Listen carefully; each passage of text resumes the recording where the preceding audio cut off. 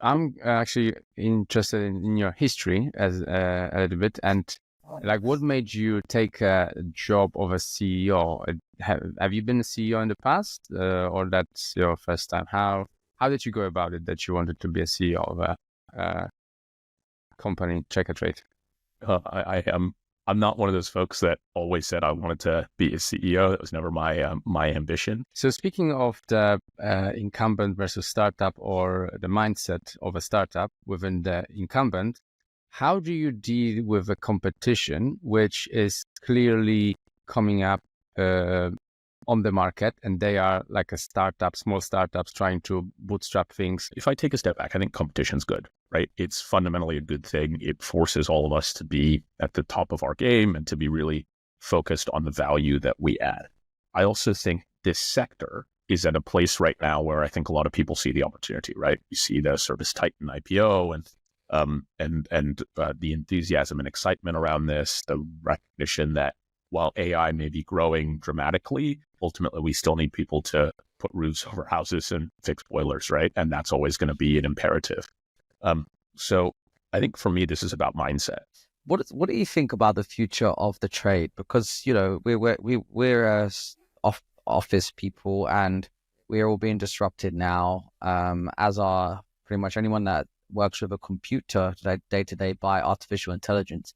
And the obvious thing is that trades, you can't, like an AI simply just can't go into someone's house and fix a toilet. So my curiosity brings me to wonder what would happen to things like salaries of tradespeople in the near future. Do you think there's going to be a huge rise? And then I don't know if you guys at Checkatrade are also thinking about this, and what it might mean for you. I think I think we're about to see the next wave of real generational growth in the trades businesses and trade sector. I think that's my thesis. What are the responsibilities of a CEO?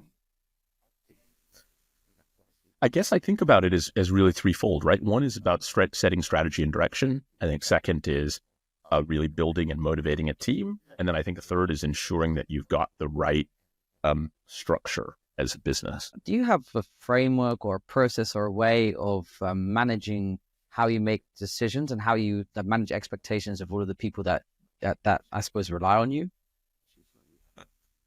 Oh man, I don't think I do it particularly well, to be honest. I kind of one of those people that tries to try to do it all. Obviously there's a prioritization framework you use, and I think you have to be comfortable with your to-do list being a bit unending, right? If I was one of those people who had to get to inbox zero, had to make sure everything was ticked off, if you can have that approach in this job every day, it's still a bit crazy. What's the hardest part, Jambu, of CEO role? I think I feel a really deep obligation to the team. I feel a really deep obligation to our customers. I feel a really deep obligation in terms of the responsibility that I have. Do you think that the role of the CEO is over-glamorized in society? Oh gosh, I don't know. I didn't plan to ask this. It was a bit of a curveball. So. I don't know. It's a good question. I think it's certainly not for everybody, and I think it requires a vulnerability and comfort with ambiguity that I've run businesses before and run large businesses and run large teams before, but you have to be comfortable with learning, and the rate of learning is always going to be high.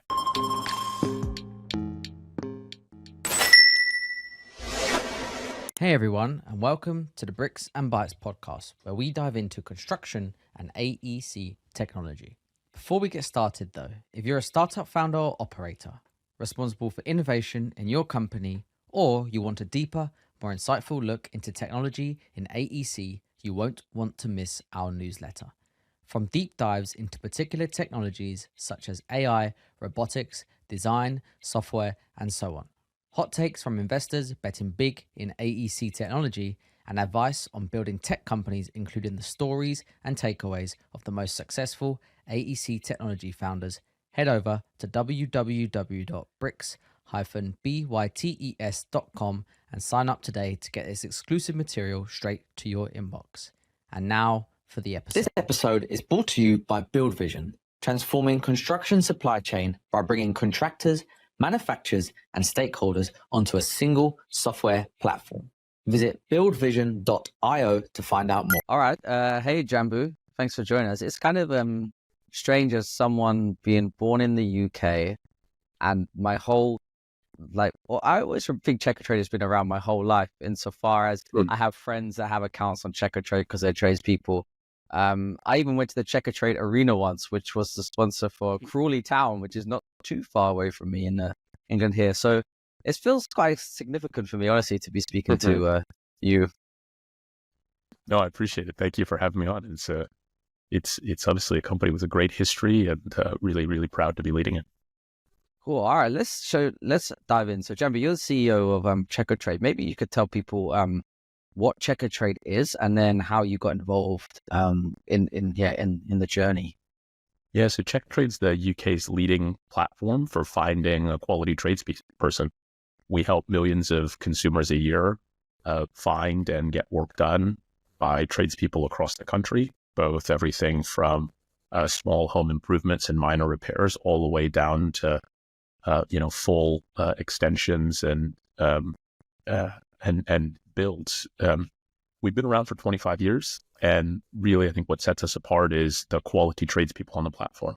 Tradespeople go through a 12-step vetting process that really ensures that they meet high quality and standard.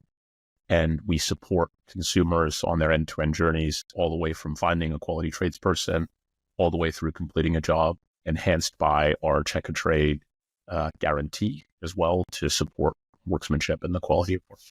I've been the CEO for about 16 months now, and really pleased to help lead this company into the next generation of a true technology-enabled marketplace. Ultimately, the home repairs and improvement category touches all of us. It's a massive part of the economy here in the UK and around the world, and it's emotional, right? It's our homes, our most prized possessions, and it's also really important from an employment perspective as well. So really, really pleased to be able to work at a company that's had such an impact, and I think can even have a greater impact in the future. Okay, Jambu, I'm actually interested in your history as a little bit, and what made you take a job of a CEO? Have you been a CEO in the past, or that's your first time? How did you go about it that you wanted to be a CEO of a company, Checkatrade? I'm not one of those folks that always said I wanted to be a CEO. That was never my ambition. I'll give you 1 minute of context because I think it's probably helpful in framing how I ended up here running this business, but also here in the UK. I'm from San Francisco originally, from outside the Bay Area. My parents originally from India. They moved to the US to study.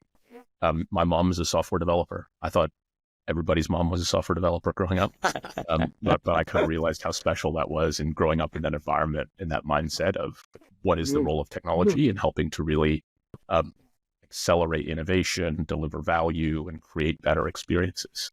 My dad, similar, is an engineer in the semiconductor industry, and really grew up around that mindset. I spent the early part of my career working in various roles related to building products, and I thought that was really interesting because it's still how I think about problems and customer experience first. And then joined Uber in 2012 when it was a pretty small company, initially leading international expansion in EMEA and India, running Uber's business in emerging markets, and then eventually being the head of Uber Eats across Europe, the Middle East, and Africa. I ended up back in London. My wife's British and wanted to be here, was a software investor for about 5 years.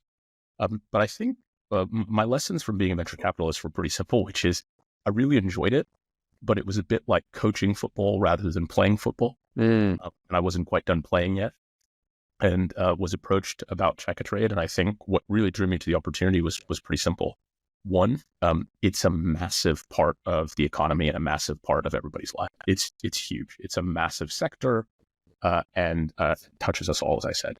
Two is Checkatrade is an incredibly strong business. It's got incredibly strong foundations, incredibly strong brand, incredibly strong relationships with consumers and tradespeople, and really has the foundations to be and continue to be a leader in driving innovation in the space. And then third is, I think there's a big opportunity to build a technology-enabled marketplace in this category. right? If you think about how you book a flight or how you buy a flat or how you buy a car, that has evolved pretty dramatically over the last 20 years. But I think there's an opportunity for technology to add value to, support consumers and tradespeople in getting jobs done. And whether that's helping tradespeople save time in terms of how they run their business, helping consumers build a better mechanism for how they buy materials, find the right tradesperson to do their work, and ultimately get work done with areas that support that around, or maybe it's consumer finance products or an easier way to be inspired about what to do to make their home, greener. I think we have a pretty important role to play. So I was never one of those people that said, I want to be a CEO. I've been very fortunate to have a career where I've learned a lot and very fortunate to be here now, continuing to learn a lot. Quick one for me, Jambu. You mentioned your wife was a software investor. Was she an investor in one of your like a previous company? Is that how you met? No, not my wife. My wife wasn't a software investor. No. We both worked at Uber together. Oh, okay. And she was running different parts of the business. We didn't report to each other or anything like that. Fair enough. But no, that's would have been a cool story though. How does I'm very curious because obviously, not to be mistaken that the founders of the company as a separate person too. So I think some people in our audience might instantly associate CEO and founder together just because that's typically who we speak to. But exactly. So how does a founder of a business find someone like you, and how do they then sell it to you as someone that they want to become the CEO of their company? It's quite an open and wide question, but I'll leave it to you how you want to answer it. Hey listeners, I want to take a quick break to remind you about the Bricks and Bytes newsletter. If you're interested in learning about the technology shaping the future of construction, you won't want to miss the valuable insights we share each week. To get this exclusive content delivered straight to your inbox, head over to www.bricks-bytes.com and sign up today. Link is in the show notes. Back to the show. Yeah, so I spent a lot of time with Richard Harpin. He's the founder of HomeServe and our chairman at Checkatrade. Richard bought Checkatrade in 2017. So Checkatrade had kind of a 20-year history before HomeServe's involvement. Richard has been an incredible mentor and support figure for me over the last 18 months. And I think that's really manifested itself in a couple of ways. One is he's really aligned with me in terms of our ambition, right? We think we can really help drive a massive step function change for consumers in terms of how they interact with a platform to find and get their jobs done across the UK. And two, how we can add more value to tradespeople beyond just what we've done historically in terms of sending their leads. So I think number one is just alignment around ambition. And then number two is, I think a big part of it has been how we work together. Because I think one of the questions I always get from folks when they join businesses as leaders or CEOs is, what's the dynamic going to be, right? In terms of how we work together. And Richard's been exceptionally supportive to me and my team in terms of how we've done that. So I'm not the founder of the business, but I think for me, I certainly feel really a deep personal responsibility and obligation to our team, to my colleagues, to the people that I've recruited to join us, to our customers, to ensure that the future of this business is as high potential and impactful for them as it can be. Mm-hmm. So we actually haven't interviewed anyone who runs a platform that has been established in the market for 25 years. So the first question associated with that is, are you an incumbent or are you a startup to a degree? And good question. Yeah, that might be, I will leave it here. I think the way I think about it is we're an incumbent, but we have the mindset of a startup, right? We have a growth mindset. We have a high sense of urgency, a bias for action. We take, nothing for granted. Everything is earned, not given. The team, both the incredible people that have been here and worked at this company for many years, as well as the people that have joined us over the last 15 months. That's the number one thing I look for, right? Which is, are you, healthily paranoid? Do you have a bias for action? Can you really drive evolution and help us evolve towards that future vision, right? I'll give you a great example. Last December, after a couple of months of being in the business, one of the things that was missing was we didn't have a consumer mobile app. Everything was done on mobile web or desktop. But it was pretty clear that we were just behind there, right? And there's a really imperative opportunity to get there. Now, building a consumer mobile app from zero is tough, right? And it's easy to always deprioritize, particularly if you've got a functioning mobile experience. And we pulled a very small team together, product engineering, commercial team, and we said, listen, we need to have a really high functioning mobile app, and it needs to be live from zero, from standing start in 6 months. And we need to have a beta out in 3 months. And they did that. And our team pushed hard to get to that point, and it's now a really core part of our future platform. And I think that's an example I give in terms of the growth mindset and the kind of startup mindset that you need to have in order to get there, right? Because I think there's this kind of fundamental belief that established companies cannot operate in that way. And I think, if you don't, you've got pretty existential risk. Mm-hmm. We see that a lot in construction for sure. Maybe let me just add one more here. So speaking of the incumbent versus startup, or the mindset of a startup within the incumbent, how do you deal with the competition, which is clearly coming up on the market, and they are like a startup, small startups trying to bootstrap things? And maybe I'll leave it now. Yeah, I think, listen, if I take a step back, I think competition's good, right? It's fundamentally a good thing. It forces all of us to be at the top of our game and to be really focused on the value that we add. I also think this sector is at a place right now where I think a lot of people see the opportunity, right? You see the Service Titan IPO and the enthusiasm and excitement around this, the recognition that while AI may be growing dramatically, ultimately we still need people to put roofs over houses and fix boilers, right? And that's always going to be an imperative. So I think for me, this is about mindset. And I think there are plenty of startups that have that mindset because it's existential for them, right? It's either succeed or die. And I think bringing that mindset, urgency, bias for action into a company is a really important part of what I think my role is, and also where I think we have the ability to have that influence. So I spent a lot of time around early stage companies, worked at many of them, have been an investor and board member in many of them. And I think try my best to bring that mindset to me and to my team every day. Yeah. Okay. So you mentioned earlier about what Checkatrade was. You've been there, you said 16 months? Yeah. And my guess is, okay, and you can correct me if I'm wrong here, I'm going to make a bit of an assumption, but Checkatrade, you joined Checkatrade, and Checkatrade were looking for someone with a tech background to look toward the future of what, and you mentioned earlier, tech-enabled marketplace, and how that actually might transform from just an idea or vision into practice.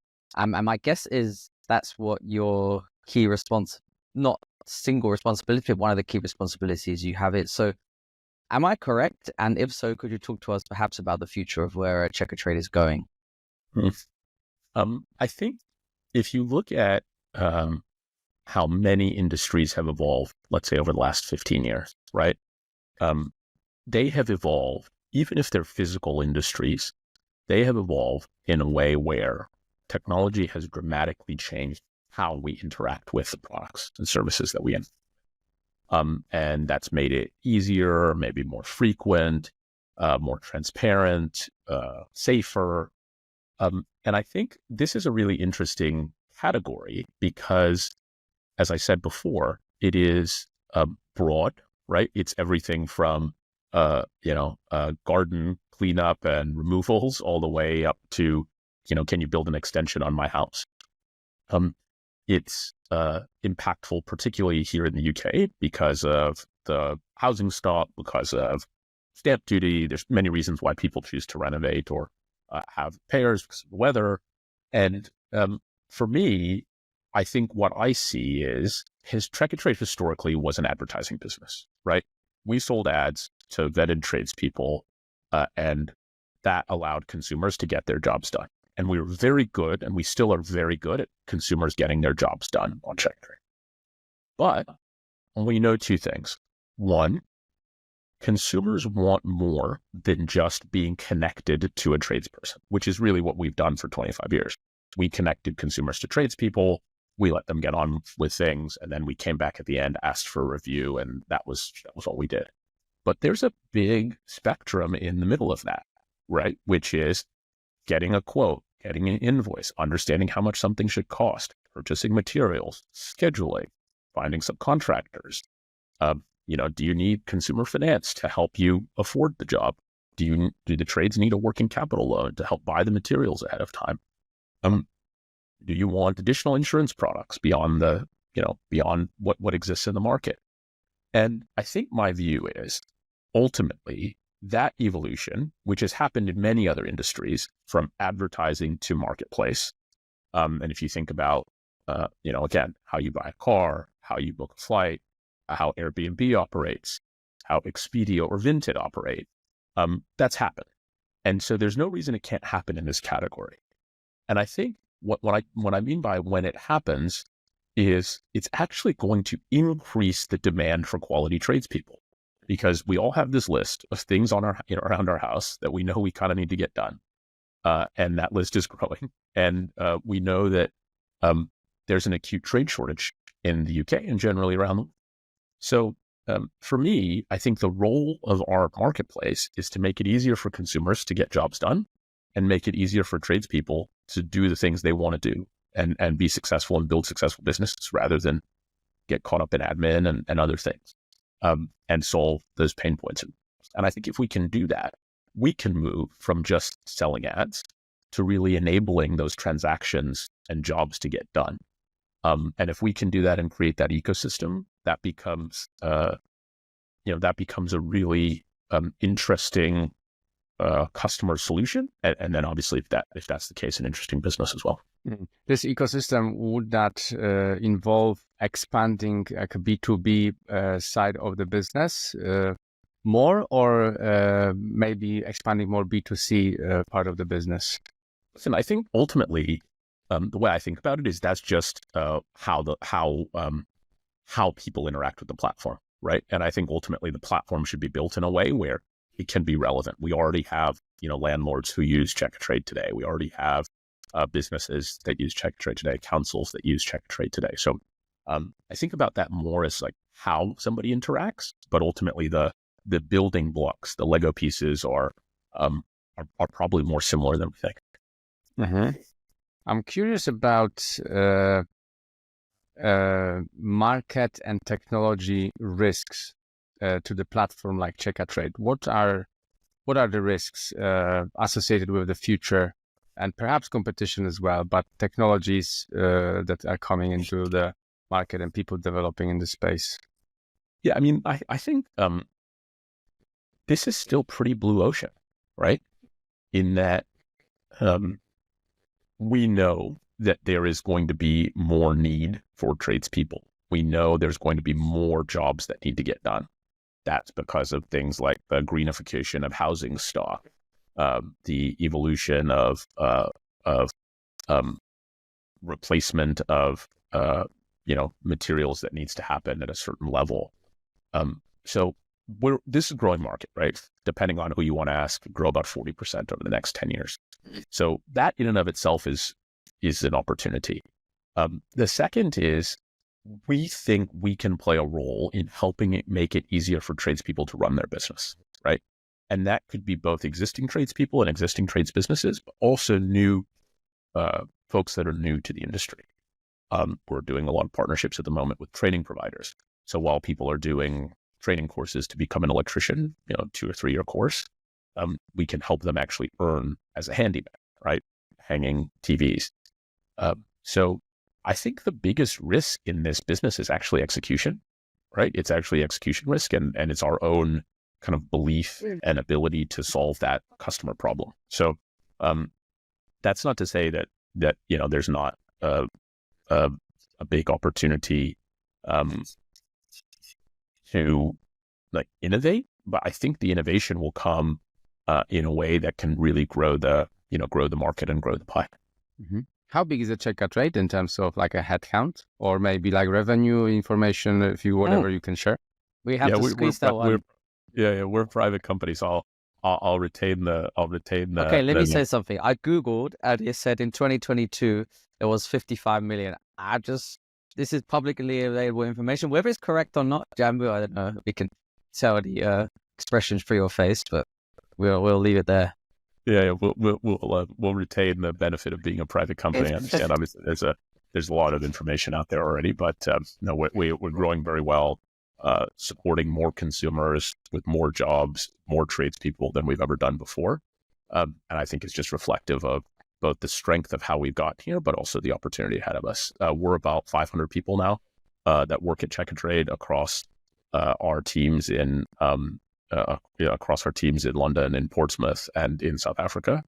And I think it's a growth company, and we're bringing in particularly a lot of folks in product and technology roles to help lead that innovation.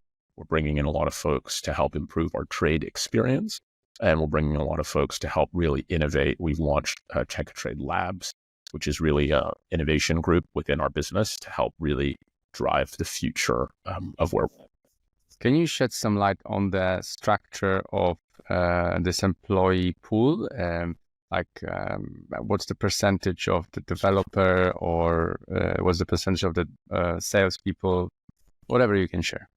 Yeah, about half our team is in our operations and commercial team. So that's a lot of it is related to how we interact with our customers, both in terms of existing customers and supporting them, but also in terms of new customers. And our customer ranges everywhere from a sole trader who's just getting their business set up as a handyman in Birmingham, all the way to some of the largest trade businesses across Britain. And our view is that while most of our customers or trade members are on the smaller end, we have products and offerings that scale all the way up, and that's important. And obviously support consumers as well. So about half our team is in the commercial and operations world, and then the other half is really focused on building great products, right? Products and technology, as well as our central teams to support the enablement of our business. We're making really deep investments in engineering at the moment, data science, AI and ML tools, as well as the areas that I mentioned, like building this consumer operating platform from scratch, building trade tools like quoting and invoicing to help trade members actually run their business more effectively. Mm-hmm. It's, you guys are just UK based, is that right? Yeah, that's right. Yeah. Why not? Why have you not ventured beyond the shores? Yeah. 25 years on and haven't crossed the pond. What's going on? It's because Service Titan had the market in the US. Well, it was a little bit of a different approach to the business, but here's what I would say, right? In most of the businesses I've worked on in the past before Checkatrade, they've been deeply distributed and deeply internationalized, right? And that's an area that I've spent a lot of time on with Uber, with Uber Eats, with many of the businesses that I've been on the boards of over the last 6 years. The second country is always the hardest, right? You're reorienting your business, your team, and your focus to be a multi-country approach. There's a huge opportunity here in the UK for us. So we're pretty focused. Never say never, though, right? They love the cliffhanger. I'm gonna hang on this revenue thing a little bit, not asking any specifics, but I'm very curious if Pareto rule works also for a company like Checkatrade, so that there's probably like 80 or 90% of the revenue coming from one source, or is that not correct? No, it's interesting. I think one of the things that's really interesting about this industry, and you guys will know it, is you're not solving one problem, right? We operate in over 70 categories. That's everything from minor plumbing repairs to thatched roofs. And so you need this breadth of tradespeople, and you need this breadth of delivery in order to have a value proposition to consumers that is really compelling. So we span the spectrum in terms of the categories. We are, across geographies, whether it's emergency or planned, we obviously do quite a bit of both. And I think it's part of the strength. Obviously, there are certain categories that are more seasonal, that grow during certain times of year, et cetera. But generally, I think our view is we want to be the place that consumers go regardless of the problem, and the place that tradespeople feel regardless of what part of the trades they operate in, they can really benefit from using the platform. Mm-hmm. What's I want to get onto this question of the trade, but as we're still like in this business model area, I would like to understand what Checkatrade's go-to-market is. Like, how do you get in front of your customers? And also perhaps like maybe it's worth clarifying who the customers are, because you are a marketplace, so you have on one side the tradespeople, on the other side the consumers. Yeah, that's right. Yeah. So let's start with the consumers. The story of how Checkatrade was founded is, I think, really important in our history, and I think still is how we philosophically approach customers. So in 1998, a town in West Sussex, Selsey, that was hit by a tornado. Obviously, tornado is not that common. And the town was really infiltrated by rogue trades, right? People were taking advantage of the citizens of the town. And that's how Checkatrade was born, which is it was a paper leaflet that went through everyone's door with quality vetted tradespeople. I actually have a copy of that very first leaflet. Wow, that's awesome. It was a gift from Richard Beisley, one of our earliest employees. And that story is actually still, I think, really important 25 years later. And obviously the business has evolved, digitized, evolved into a consumer platform app. But ultimately, that foundation is still there, which is quality, vetted tradespeople across the UK, across the problem sets that consumers have. And that is really the foundation of how we go to market. We still actually do those paper directories. You may have seen one through your door, and that's a growing business. But it's also obviously evolved to a digital product. We also offer quite a bit to consumers to help them understand, regardless of if they use a Checkatrade member or not, what a job should cost. We publish cost guides on our blog and website that allow consumers to help understand what a particular job should cost. So if you're in Norwich and you need a bathroom done, here's a range of what that typically costs. And that's been really effective. We now also have this consumer mobile app, which allows people to actually find jobs to do based on their own personal needs. We have a feature in it called My Home, which I would definitely encourage everyone to keep an eye on. It's evolving rapidly. And so in areas like how to save money on your energy bill, or how to make your home more efficient, or what new materials are available, you'll be able to see recommendations. You'll be able to, I think eventually be able to, we're all in these neighborhood WhatsApp groups, be able to have the list of trades that you use there. And then on the trade side, listen, I think historically it's been about generating work, right? And a lot of people, when they start trades businesses, the average age when someone starts a trades business is about 30. So they're building their book. They've worked maybe for somebody else. That's the moment that we have the biggest impact. And, I've talked to many of our members who've been with us since those days of starting their business.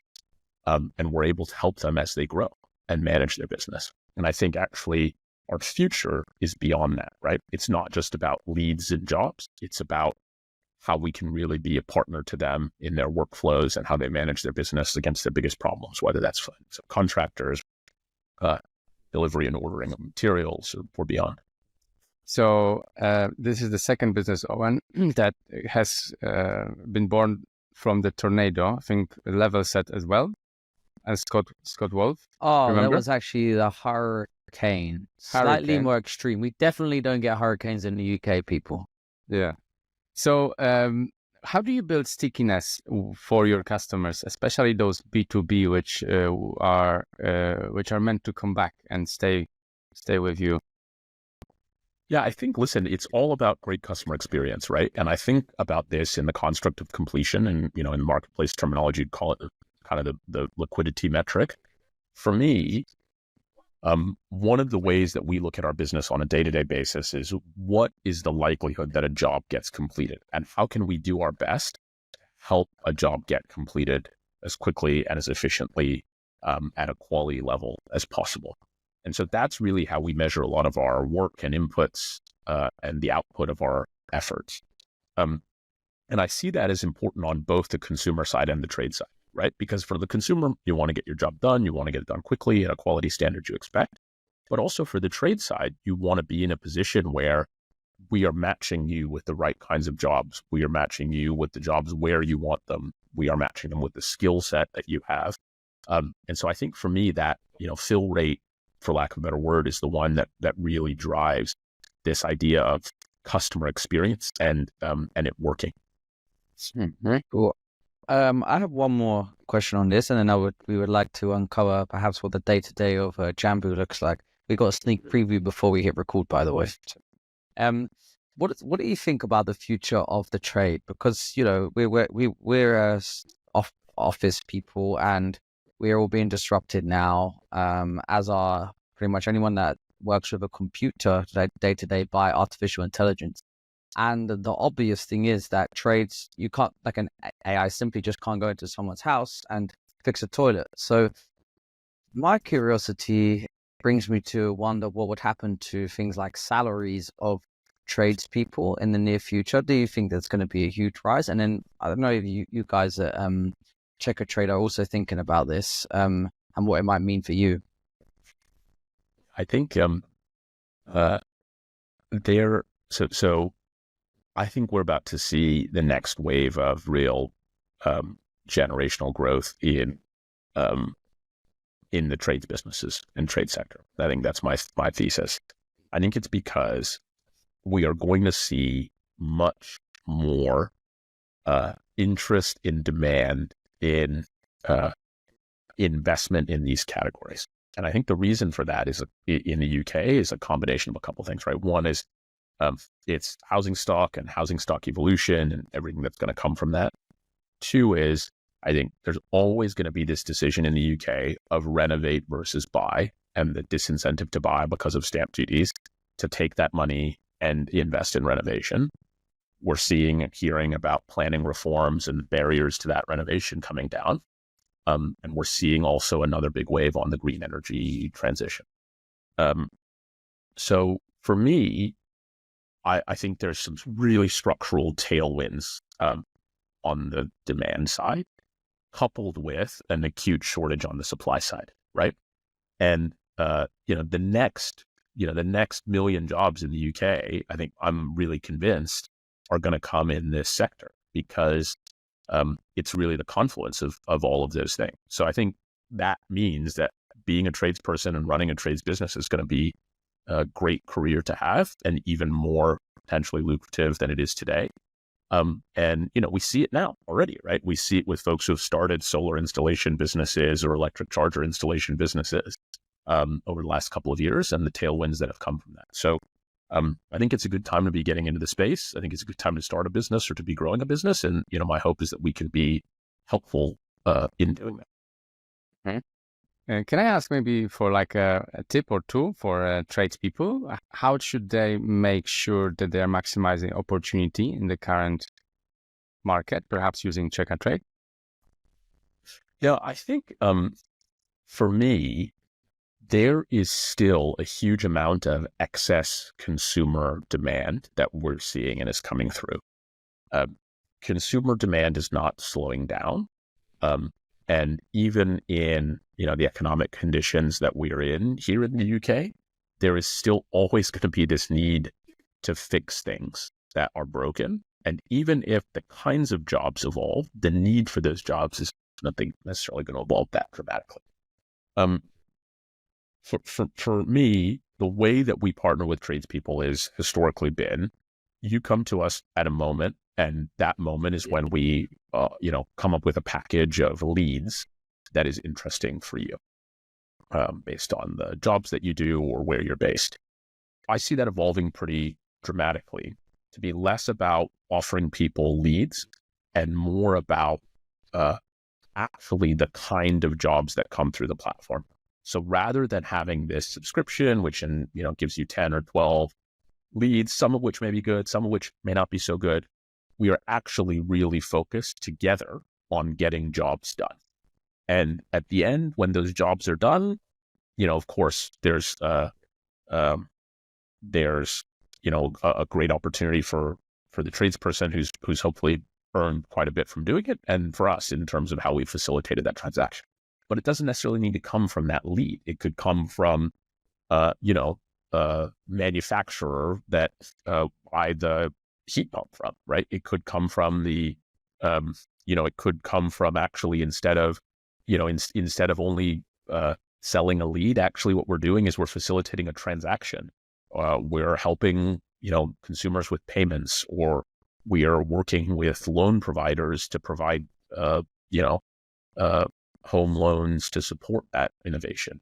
And I think if we can really take that ambition of how can we be a trusted partner across the end-to-end ecosystem versus just at this moment of the lead, I think that can be pretty valuable for our trade members across the UK. Yeah, and it will generate super stickiness, which it's great. Okay, let's go. Let's move on to just one more question. Pricing structures for Checkatrade users. Can you tell us how are you thinking about pricing your services, and maybe I know you've been in the business for 18 months, but maybe how do you know how they have been changing in time? Yeah. The way I think about it is ROI for our members, right? And ensuring that the channel is good ROI for them in terms of their investment in the advertising. I think in the short term, that's how we look at it, and that's how it's evolved. And most members have a subscription that they use for a package of leads across a certain number of categories and geographies that fits for them.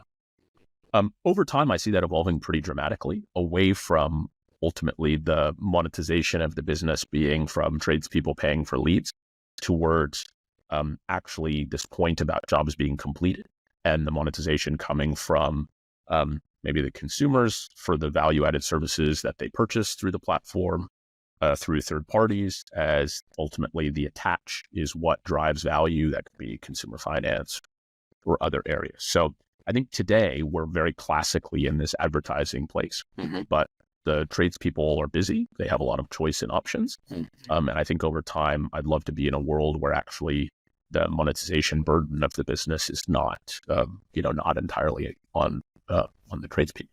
And what's your time scale for this? I'll keep that to myself for now, but I think it's important to it's pretty to get right. That's good. Okay, Jambu. We're going to talk now a little bit about the role of the CEO. So what does a day-to-day in the life of Jambu look like? From the minute you wake up to when you go to bed? And how many books do you read per day? I've got young kids. We were talking about this when we first met. I've got young kids. My daughters are 5 and 2. Actually 5 next week, so 4 and 2. Wow. It's good fun. I really, really love being a dad. A big part of the reason I actually took this job and a big part of the reason I'm always as enthusiastic about it as I am is it's a UK company. I've spent a lot of my life traveling on planes, a lot of time away before I had children and in the early part of having children. And so being here every day is really special for me, and I really don't take it for granted. I wake up early, usually somewhere between 4:30 and 5. I usually spend an hour in the gym. Found an early to open gym that I usually spend a bit of time in. I find that really important to managing stress, managing the load. So I'm usually at the gym for an hour. I work for an hour in the morning usually. So either I'll work 5 to 6 and gym 6 to 7, or the inverse, just depending on the day. I usually spend 7 to 8 with the kids. Try to take my older daughter to school. She started reception this year. I try to take her to school usually two days a week or so. And then I've got a 30-minute commute. I'm in the office most days. 30-minute commutes, usually at my desk about 8:40. It's usually pretty full on and back to back. I tend to be somebody who tries to prepare before that. So I'll do that in that hour in the morning or an hour the night before and really try to get ahead of what's on my desk. I bucket my days by focus. So Mondays usually in our business reviews and operating committees. Tuesdays I really try to spend with customers.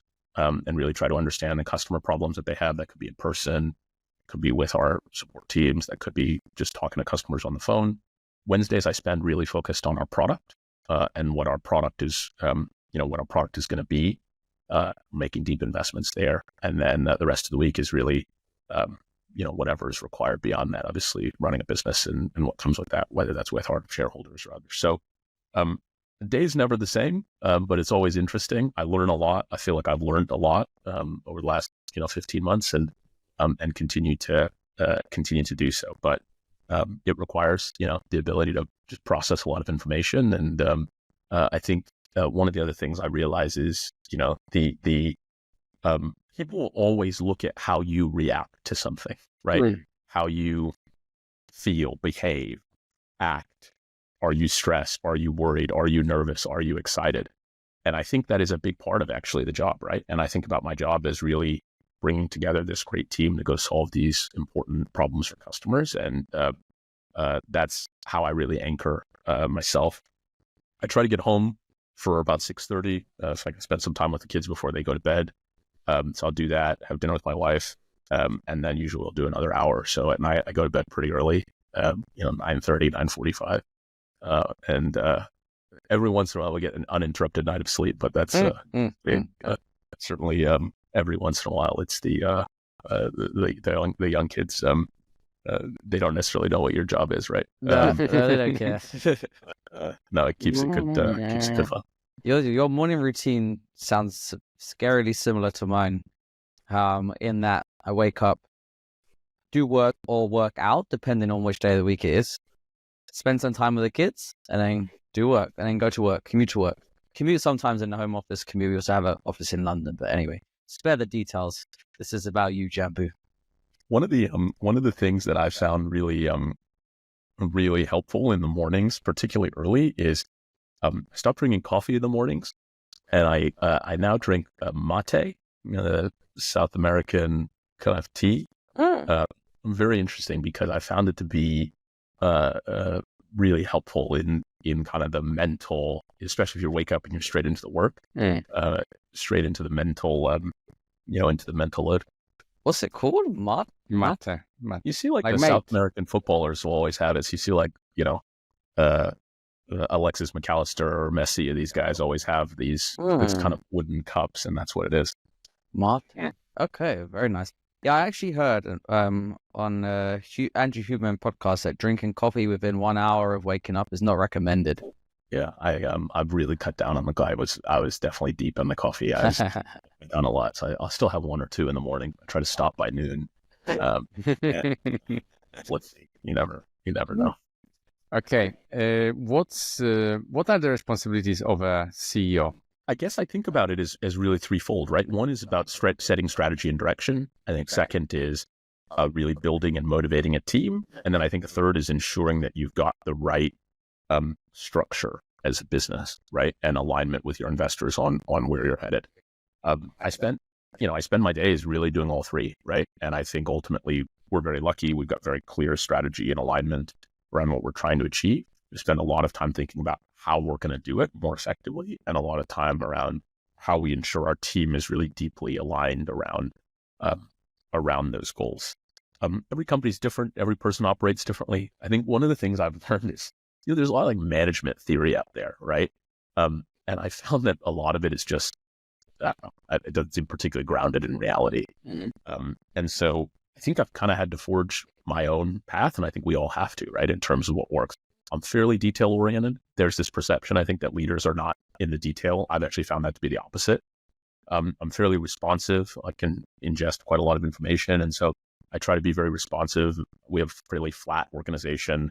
I do, skip level meetings with a lot of my team on a pretty regular basis to try to understand what's getting them. And for me, I think that, the biggest job that you have is you have to be a real truth seeker. And what I mean by that is you have to be kind of constantly obsessed with asking the question of, like, why are we doing this, and what is the right outcome that we're trying to get to? Stripping down the bullshit. And I think there is always going to be a role and a need to to do that. But I think, like most things in life, right, it's about the people you surround yourself with. And I'm really fortunate. We've got, as I said earlier, an exceptional team that's come together here, both people who've been at Checkatrade for a long time, and really have inspired me so significantly to do my best work, but also people who have brought incredible experience and expertise from some great technology-enabled marketplaces into our business to help take us to the next level. Mm-hmm. How do you so as CEO, you mentioned 500 people roughly, 500 employees. You're gonna have, so you're, I suppose, so I don't want to put too much pressure on you, but maybe solely responsible for these people. Is that correct? Maybe not. But obviously you're making decisions daily which will impact that many people's lives. So I can imagine you have varying competing demands from various areas within the business, whether that's from shareholders or employees or customers. How do you have a framework or a process or a way of managing how you make decisions and how you manage expectations of all of the people that I suppose rely on you? Oh man, I don't think I do it particularly well, to be honest. I kind of one of those people that tries to try to do it all. Obviously there's a prioritization framework you use, and I think you have to be comfortable with your to-do list being a bit unending, right? If I was one of those people who had to get to inbox zero, had to make sure everything was ticked off. If you can have that approach in this job every day, it's still crazy. Yeah. So the other thing is also a lot of your days are unpredictable, right? Stuff happens and you got to roll with it and deal with it. I think the durable strategy and goals are, kind of critical in being that North Star. But I think like the most important skill is resilience, right? I don't know if it was Tyson or Ali said, I had a plan and everybody has a plan until they get punched in the face. Yes. Right. And I think that resilience is important because, that if you don't have that flexibility and comfort with ambiguity, resilience, kind of relentless positivity, it's just, you're not going to get through it. Always have a plan. And remember, no plan survives first contact with the enemy. Yeah, that's right. Maybe, but I will not comment anymore on that one. I think this probably just defines the chaos of life, honestly. Yeah, that's right.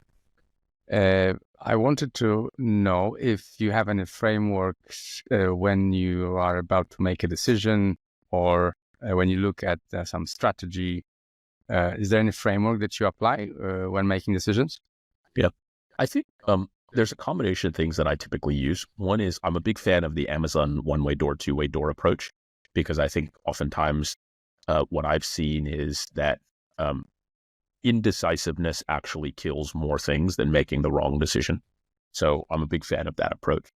I think two is one of the great benefits of being a technology company is you can test your way through things pretty quickly, right? You can pretty quickly get signal on what's important and what's not pretty quickly.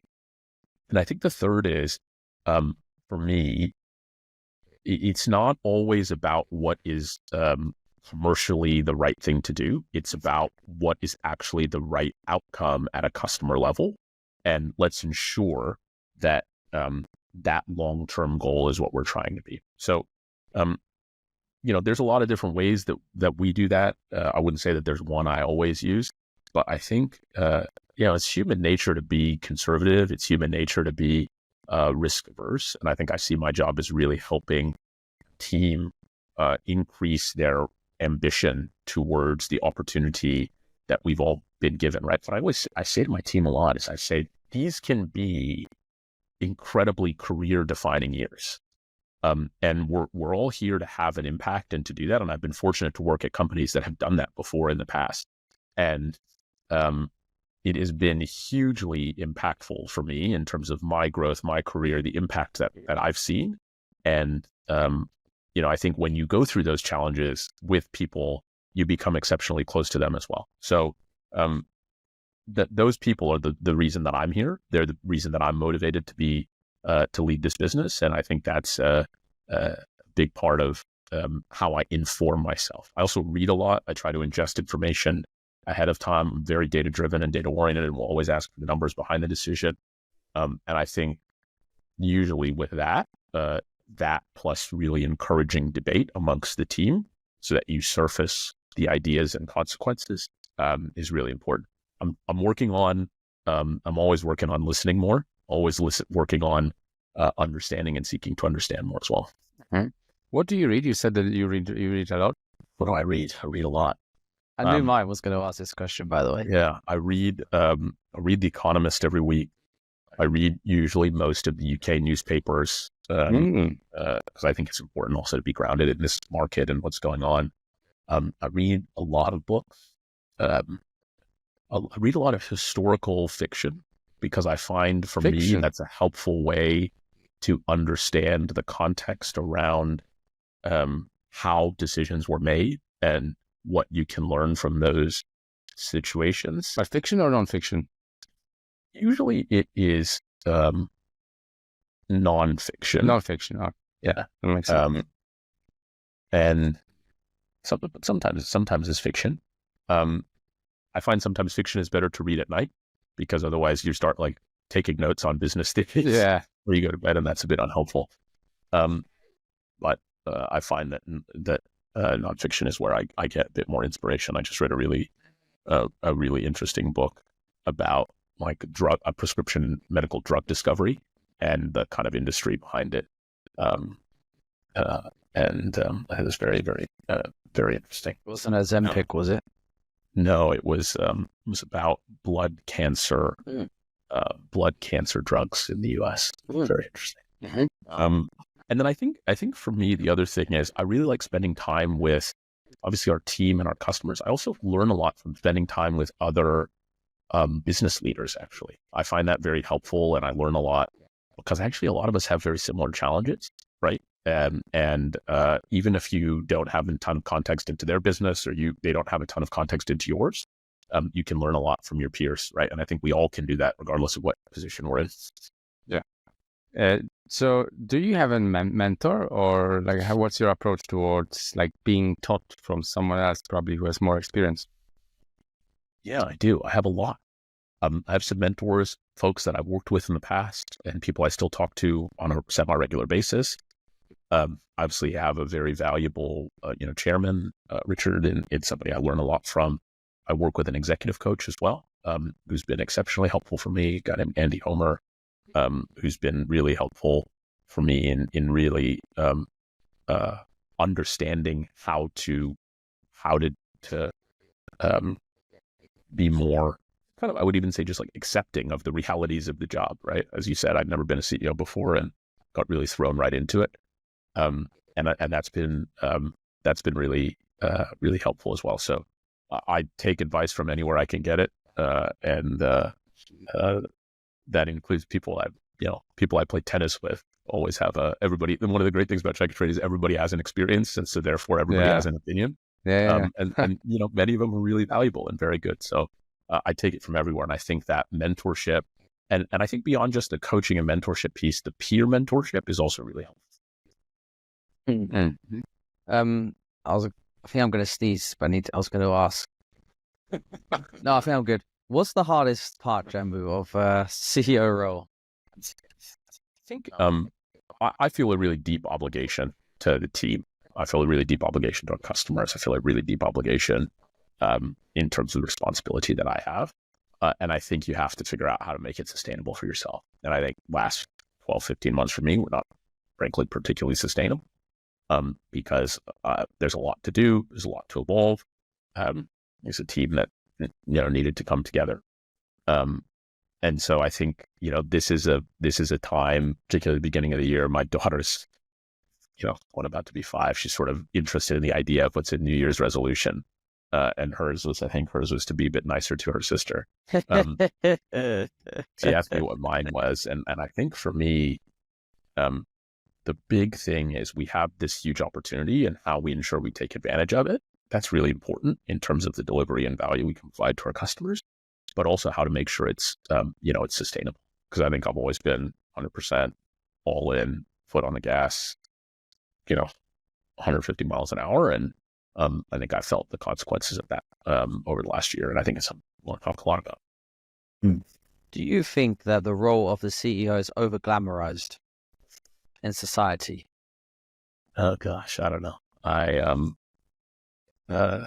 didn't plan to ask this. It was a bit of a curveball. So. I don't know. It's a good question. I think it's certainly not for everybody, and I think it requires a vulnerability and comfort with ambiguity that I've run businesses before and run large businesses and run large teams before, but you have to be comfortable with learning, and the rate of learning is always going to be high. How do you think about delegating? Does it come to you easy, naturally, or I guess with the job description, there is some sort of things that come kind of naturally as a CEO, I guess. You have people who are reporting to you, and like, how do you deal with delegation of some responsibilities? I think it all comes down to trust, right? And trusting your team, trusting the culture, trusting the decision-making process, really asking the tough and right questions. Being in the detail, I think, matters. Again, I think there's this perception that leaders aren't in the detail, and I just find that to be false. But I think when you've got people around the room that are aligned, that trust each other, and that are as committed as I know our team is at the moment, that makes that easier, right? Because they'll come to you with a problem, but 99% of the time they've got a solution, and most of the time that's the right solution. So I think that, that certainly helps. Mm-hmm. Cool. Okay. One last question from me then. I will keep this one a little bit lighthearted and off topic. Where will Arsenal finish in the Premier League this season? I don't think anybody's going to catch Liverpool. I think Salah's playing outstanding, and I think they're something special. Between the rest of them, I don't know, but I think I'll go second. Above Nottingham Forest? Yeah, I think above Forest, above who's else is up there, City and all of them. I think, so lost to Newcastle last night, but it'll be interesting, right? The Arsenal theory I have is that Stan Kroenke's basically won every championship in the US over the last 5 years, right? He's won the Super Bowl, he's won the hockey title, he's won a basketball title. So this is the last thing. They're going to do it now, right? There was always this question of, are they committed or are they not? I think they're committed because they want to do this. Hey, do you know, Jambu, what I love about Arsenal fans? They always have a good excuse as to why they haven't won anything recently. Who do you support, Owen? Chelsea. Okay. It's a special kind of suffering, I think, the Arsenal thing, but I guess it's interesting. I'm glad we're not having this in person because there could be violence. Yeah, could have got feisty. So I've got either heavyweight question or lightweight question. Which one do you want? Well, I'm happy to go with the heavyweight one. Okay. So normally when there's a CEO transition, there's a reason for that. And that company might not be performing, or there is some issue that the other CEO is about to fix. What was the case? What was the case in your case? What was it? Listen, I obviously wasn't involved in the decision here. I think my view is that there's always a natural evolution to these things, right? And at some point in any business, there's always a natural cycle of evolution that happens. And I'm sure at some point that will be for me as well, right? And I think what was interesting here was also around a public company that became private. So, got a ton of respect for everybody that built Checkatrade historically. Wouldn't be here without them. Always very grateful to those that contributed to that across the 25 years. Okay. Awesome. Okay, Jambu. We always ask this at the end. So where can people find out more about you, Checkatrade? You mentioned a few things earlier. I think it was My Home app or something like that. So maybe if there's anything you want to plug, then go for it.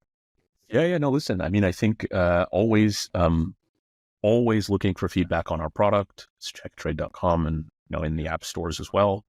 And I think particularly for those in the UK, you will see a lot of evolution in terms of what you can expect from us for both consumers and tradespeople. So love to hear feedback. You can reach me, anyhow, Twitter, LinkedIn, emails, just jambu@checkatrade.com. And always eager to get that feedback. it's a really exciting time to be in the trade set and construction sector. I think there's a lot that we're going to see evolve. And thank you to you guys for all your work in supporting it as well. Appreciate Thank you, Jambu. Thank you, Jambu. Thanks, guys.